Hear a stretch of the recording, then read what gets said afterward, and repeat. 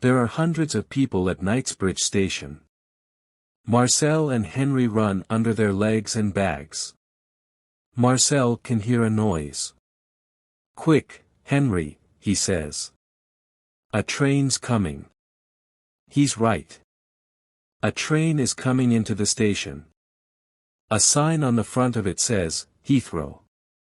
The doors open and the mice get on. Henry looks at Marcel in the hot, dark safe. "What are we going to do?" he asks. "That woman's got the letters. Let's telephone the police." "No, there isn't time," Marcel says. "Do you know her?" "The woman?" "No, I don't." "Who usually lives in that flat?"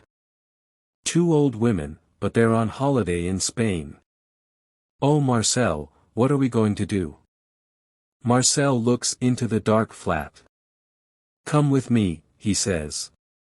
He climbs into the old women's flat. Henry is behind him. The two mice run across the floor. Then they climb up a table. On the table there's a yellow light and a small, white notepad. Marcel looks at it under the light. "What are you doing?" Henry asks. Marcel doesn't answer. Then he says, "Aha! I was right. Can you see?" Henry smiles. "Yes. I can. Not very well, but, it says. Concord, 7.20. Marcel puts down the notepad and looks at his watch.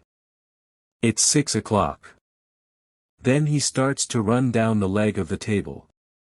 Henry runs down the leg of the table, too. "Where are we going now?" he asks.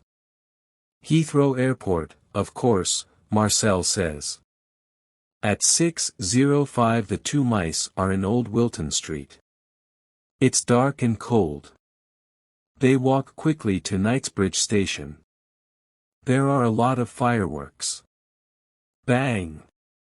Whee! Pop! Whoosh! Marcel watches them. Then he remembers the very big bang. In the professor's flat. That was clever, he thinks. Very, very clever. There are hundreds of people at Knightsbridge Station. Marcel and Henry run under their legs and bags. Marcel can hear a noise. "Quick, Henry," he says. "A train's coming." He's right. A train is coming into the station. A sign on the front of it says, Heathrow. The doors open and the mice get on.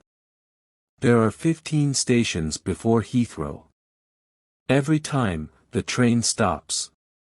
Henry says, "Quick, quick, what are we waiting for?"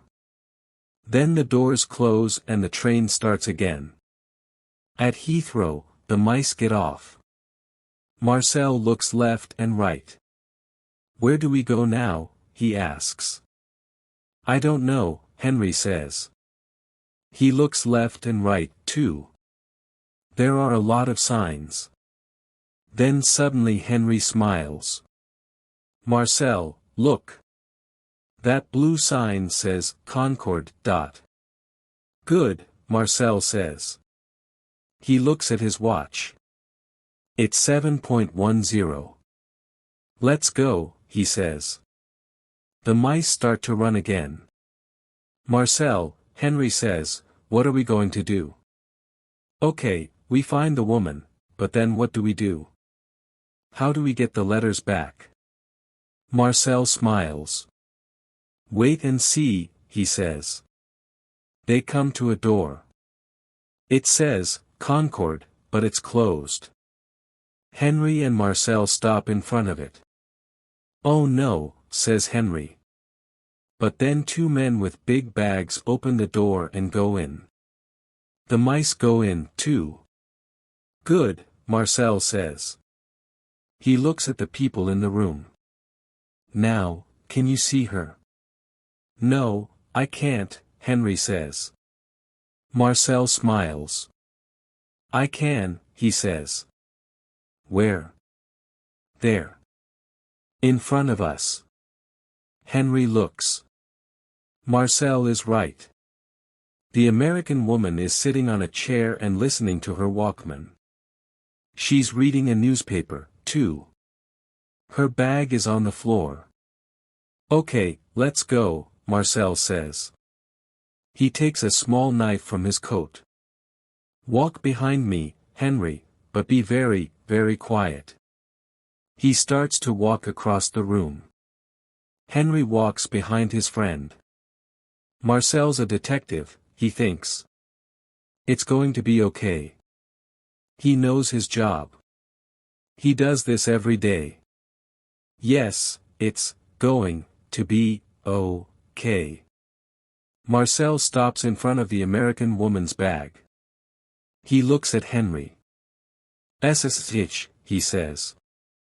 "Wait here." Then he climbs up the bag. After a short time, he starts to make a hole in it with his knife. Henry watches. His mouth is open. He looks at the American woman. She's listening to music and reading. She doesn't look down. Marcel climbs into the bag. It's dark. He closes his eyes and opens them again. Now he can see some jeans, a radio, some books. Then suddenly he sees the Shakespeare letters. Good, he thinks. He puts the letters on his back and starts to climb down again. Henry sees him and smiles. But then the mice hear a noise. Bing bong. The American woman looks at her watch. Then she takes off her Walkman and starts to put it in her bag. Hey, she says. What? 2 mice. What's this? Quick, Henry, catch. Marcel says. He gives the letters to Henry. Then he climbs down the bag. The mice run very quickly with the Shakespeare letters. They can hear the American woman behind them. She's running very quickly, too. The door is open. A man is coming in. He's fat and he has 2 bags. The mice run under his legs. Then Marcel hears a big noise. He looks behind him. The American woman is on the floor, and the man is talking to her. Sorry, he says. Are you okay? The woman stands up. No, she says. Then she looks for the mice, but she can't see them. At 9 o'clock Marcel and Henry are back at Professor Barton's flat in Old Wilton Street. They're very happy. Marcel is sitting on the table.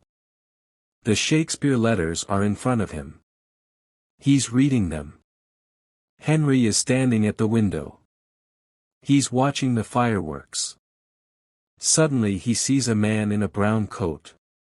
It's Professor Barton. He's coming home. The professor is smiling. Then he walks into his flat and suddenly he stops smiling. Marcel and Henry are standing behind a chair. They watch him. He goes to the safe. It's open.